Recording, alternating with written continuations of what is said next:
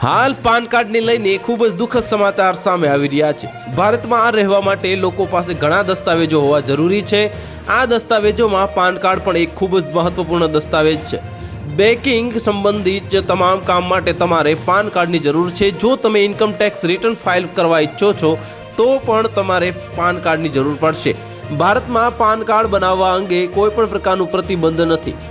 કોઈ પણ વ્યક્તિ પાન કાર્ડ માટે અરજી કરી શકે છે। ભારતમાં પાન કાર્ડને લગતા નિયમોમાં તાજેતરમાં ફેરફાર કરવામાં આવ્યો છે અને સરકારે પાન 2.0 પ્રોજેક્ટ શરૂ કર્યો છે, જે અંતર્ગત હવે લોકોને હાઈટેક પાન કાર્ડ આપવામાં આવશે। પરંતુ શું દરેક વ્યક્તિ માટે આ પાન કાર્ડ બનાવવું જરૂરી બનશે?